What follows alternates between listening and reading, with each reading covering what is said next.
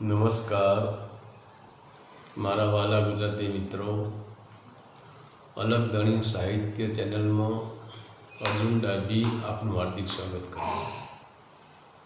તો આજે આપણે ચર્ચા કરીશું કે જેસલ અને તોરલનો પૂર્વજન્મનો ઇતિહાસ શું છે। પૂર્વજન્મમાં જેસલ અને તોરલ કોણ હતા? તો પહેલાં તો જેસલ અને તોરલ એ પૂર્વજન્મમાં ગાંધર્વ પતિ પત્ની હતા। એકનું નામ હતું મયંક અને એની પત્નીનું નામ હતું મક્ષિકા। તો બંને ગાંધર્વ પતિ પત્નીએ સંસારના જેટલા સુખ ભોગવા એટલા બધા સુખ એમને ભોગવી લીધા। તેમ છતાં એમને સંસારમાં સંતોષ મળ્યો નહીં, સંસારમાં સુખ મળ્યું નહીં, સંસારના ભોગોમાં એમને આનંદ મળ્યો નહીં। એટલે એક દિવસ મયંકે મક્ષિકાને કહ્યું કે મક્ષિકા, આપણે સંસારના તમામ પ્રકારના સુખ ભોગવી લીધા, પરંતુ ક્યાંય આપણને આ ક્ષણિક આનંદ મળે છે, પાછું દુઃખ ઊભું થાય છે। તો હવે મારો વિચાર એવો છે કે આપણે કોઈ મહાન ઋષિ હોય, મહાન તપસ્વી હોય, એમની પાસે જઈએ અને મહાસુખને પામીએ, મહાધર્મને જાણીએ, હું કોણ છું એ જાણીએ, મહાધર્મની જ્યોતને આપણે પ્રજ્વલિત કરીએ, આપણા અંદરથી અંધકાર મિટાવી દઈએ અને આપણે મહાન આનંદમાં ઉતરીએ, મારી એવી ઈચ્છા છે। તો મક્ષિકાએ કહ્યું, મને કંઈ વાંધો નથી, હું પણ સંસારના ભોગોથી નિરાશ થઈ જઈશું, મને પણ સંસારના ભોગોમાં ક્યાંય સુખ મળ્યું નથી અને સંસારના ભોગોમાં મને પણ તૃપ્તિ તો મળતી જ નથી, મહા આનંદ તો મળતો જ નથી। તો આ મયંક અને મક્ષિકાએ પંપા સરોવરના કિનારે જ્યાં માતંગ ઋષિનો આશ્રમ આવેલો છે, આ બંને માતંગ ઋષિના આશ્રમમાં પધારે છે।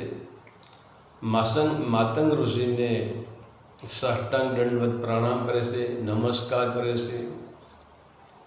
ત્યારે માતંગ ઋષિ કહે છે કે બોલો, તમારા બંનેએ મારા આશ્રમમાં આવવાનું પ્રયોજન શું છે? તમે મારા આશ્રમમાં કેમ આવ્યા? ત્યારે મયંક કહે છે કે ગુરુજી, અમે બંને ગાંધર્વ પતિ પત્ની છીએ, મારું નામ મયંક છે, મારી પત્નીનું નામ મક્ષિકા છે।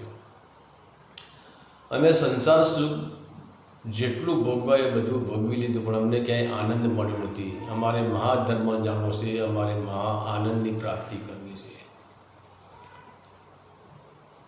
ત્યારે માતંગ ઋષિ કહે છે કે હે મયંક, હે મક્ષિકા, આ આશ્રમ તમારો જ છે અને વાત સાચી, સંતોના ઋષિ મુનિઓ આશ્રમ પર કોઈ અધિકાર જમાવતા નથી। એ તો અત્યારે બધા સંતો સાધુઓ અધિકાર જમાવે કે મારો આશ્રમ, મારો આશ્રમ। પહેલાં કોઈ અધિકાર જમાવતા નહોતા, જે આવે એનો આશ્રમ। આશ્રમ તમારો જ છે, તમે સુખ શાંતિથી રહી શકો છો અને મારા સાનિધ્યમાં રહીને તમારે જે ધ્યાન, તપસ્યા કે સાધના કરવી હોય તે પણ તમે કરી શકો છો। હવે આ મયંક અને મક્ષિકા બે આશ્રમમાં રહીને ધ્યાન, સાધના અને સમાધિમાં 24 કલાક ધીરે ધીરે પાવરફુલ આ લોકો સાધનામાં થઈ ગયા। ત્યારે માતંગ ઋષિને એક દિવસ એવું બન્યું કે માતંગ ઋષિએ કહ્યું કે હે મયંક, હે મક્ષિકા, તમને અહીં આવ્યા પછી તમને હું સાધનામાં લગાવ્યા પછી હું ક્યાંય બહાર નીકળી શક્યો નથી। તો આજે મારો વિચાર એવો છે કે મારે ઉત્તરાખંડની યાત્રા કરવા જવાનો વિચાર છે। તો તમે બે આ આશ્રમને જેટલો મેં પવિત્રતાથી સાચવ્યો છે એટલી જ પવિત્રતાથી આ આશ્રમને સાચવજો। હવે જે માતંગ ઋષિનો આશ્રમનો એનો એરિયા છે એટલે કે પંપા સરોવર, એમાં માતંગ ઋષિનું એટલું બધું તેજનું તપ હતું કે એ પંપા સરોવરના કિનારે સિંહ અને હરણ બંને સાથે પાણી પીતા. સિંહ પણ એની હિંસાવૃત્તિ ભૂલી જતો હતો. હિંસક પ્રાણીઓ જ્યાં માતંગ ઋષિના આશ્રમના એરિયામાં આવે એટલે હિંસક પ્રાણીઓ પણ એની હિંસા ભૂલી જતા હતા અને ગરીબ ગાય જેવા થઈ જતા હતા. અને સિંહ અને હરણ હોય તો બંને વચ્ચે પ્રેમ ઉત્પન્ન થઈ જતો હતો. તો કોઈ પણ જ્યારે ત્યાં પણ એવું જ બનતું કે જ્યારે હરણને મારવા માટે પાછળ પડે ત્યારે હરણને નક્કી હતું કે માતંગ ઋષિના આશ્રમમાં પંપા સરોવરના કિનારે પહોંચી જઈએ તો સિંહ આપણને નહીં મારી શકે. અને હરણ દોડતું પંપા સરોવરના કિનારે આવી જતું હતું. એના પાછળ સિંહ પણ દોડતો પંપા સરોવરના કિનારે આવી જતો હતો. તો સિંહ હરણ ઉપર હુમલો કરી શકતો જ નહોતો. આટલી એમની તપસ્યાનું તેજ ત્યાં તપતું હતું. અને આશ્રમમાં 100% પવિત્રતા રાખેલી હતી માતંગ ઋષિ. તો મયંક અને મક્ષિકા કહે કે ગુરુજી કંઈ વાંધો નહીં, અમે આશ્રમ જેટલા પવિત્રતાથી તમે આશ્રમને સાચ્યો છે એટલી જ પવિત્રતાથી અમે આશ્રમને સાચવશું. તમે તો પ્રેમથી ઉત્તરાખંડની યાત્રા કરીને પાછા આવો.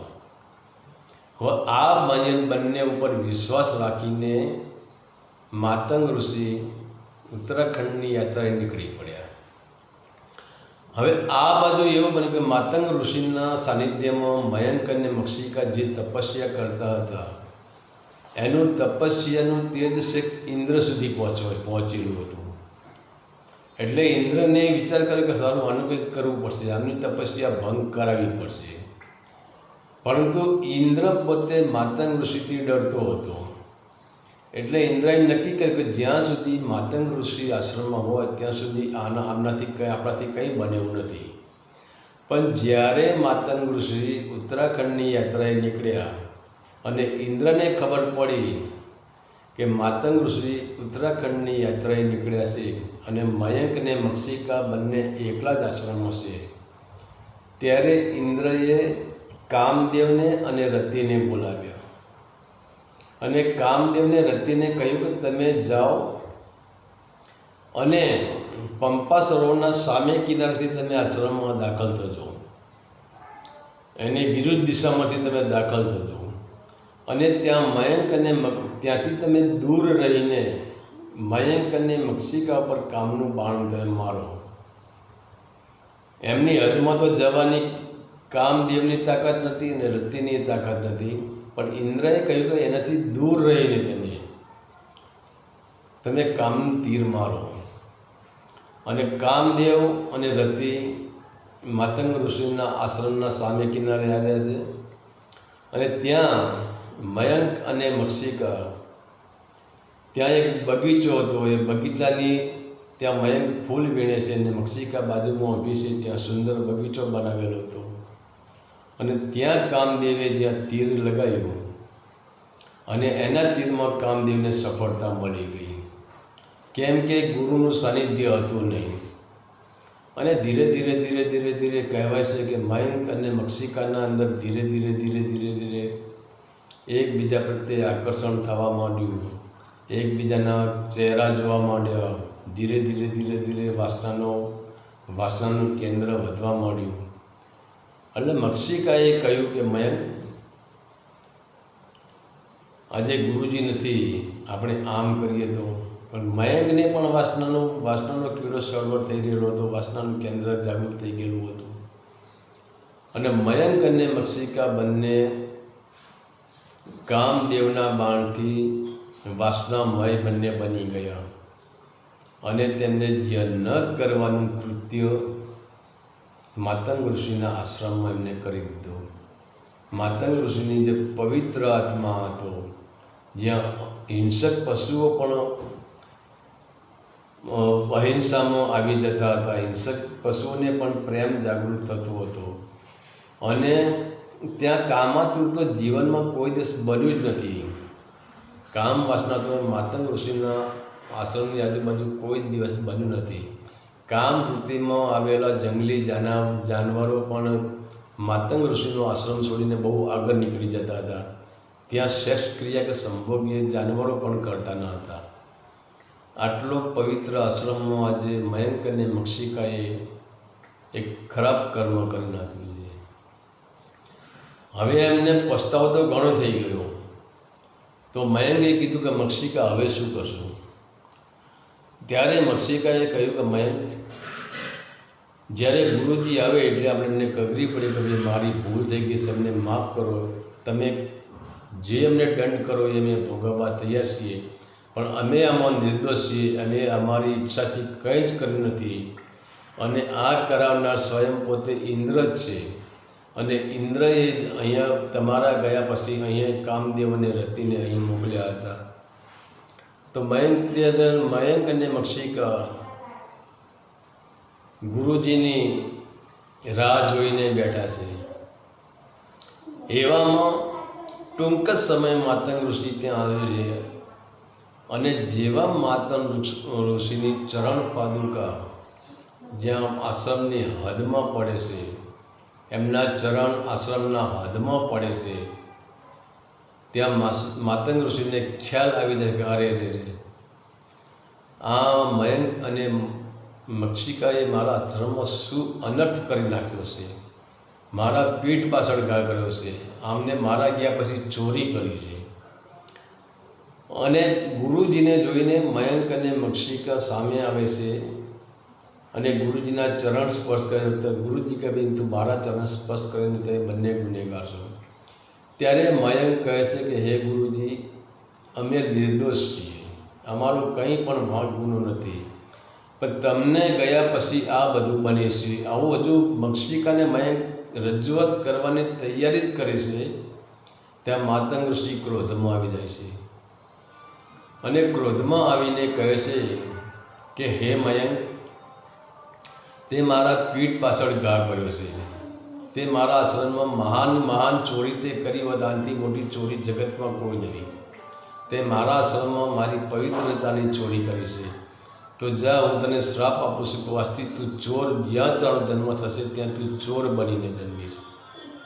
અને મક્ષિકાને કહે છે કે હે મક્ષિકા, તું પણ ભાન ભૂલી ગઈ, તું પણ લાકડાની, તું કામ વાસનામાં તું પણ લાકડાની પૂતળીના જેમ તું ઊભી રહી.